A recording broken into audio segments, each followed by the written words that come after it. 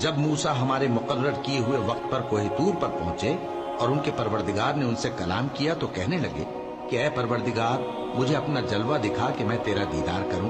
فرمایا کہ تم مجھے ہرگز نہ دیکھ سکو گے، ہاں پہاڑ کی طرف دیکھتے رہو، اگر یہ اپنی جگہ پر قائم رہا تو تم مجھ کو دیکھ سکو گے۔ پھر جب ان کے پروردگار نے پہاڑ پر تجلی کی تو اس کو ریزہ ریزہ کر دیا اور موسیٰ بے ہوش ہو کر گر پڑے۔ پھر جب ہوش میں آئے تو کہنے لگے کہ تیری ذات پاک ہے اور میں تیرے حضور میں توبہ کرتا ہوں اور جو ایمان لانے والے ہیں ان میں سب سے اول ہوں۔ فرمایا اے موسیٰ میں نے تم کو اپنے پیغام اور اپنے کلام سے نواز کر لوگوں سے ممتاز کیا ہے، تو جو میں نے تم کو عطا کیا ہے اسے تھامے رکھو اور میرا شکر بجا لاؤ۔ اور ہم نے تورات کی تختیوں میں ان کے لیے ہر قسم کی نصیحت اور ہر چیز کی تفصیل لکھ دی۔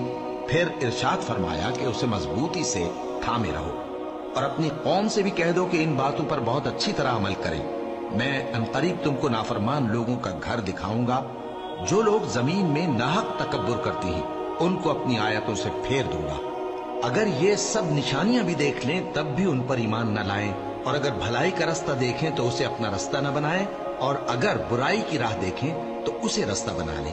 یہ اس لیے کہ انہوں نے ہماری آیات کو جھٹلایا اور ان سے غفلت کرتے رہے، اور جن لوگوں نے ہماری آیتوں اور آخرت کی پیشی کو جھٹلایا ان کے اعمال ضائع ہو جائیں گے۔ یہ جیسے عمل کرتے ہیں ویسا ہی ان کو بدلہ ملے گا۔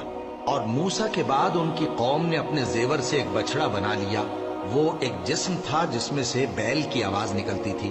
ان لوگوں نے یہ نہ دیکھا کہ وہ نہ ان سے بات کر سکتا ہے اور نہ ان کو رستہ دکھا سکتا ہے، اس کو انہوں نے معبود بنا لیا اور اپنے حق میں ظلم کیا۔ اور جب وہ نادم ہوئے اور دیکھا کہ گمراہ ہو گئے ہیں تو کہنے لگے کہ اگر ہمارا پروردگار ہم پر رحم نہیں کرے گا اور ہم کو معاف نہیں فرمائے گا تو ہم برباد ہو جائیں گے۔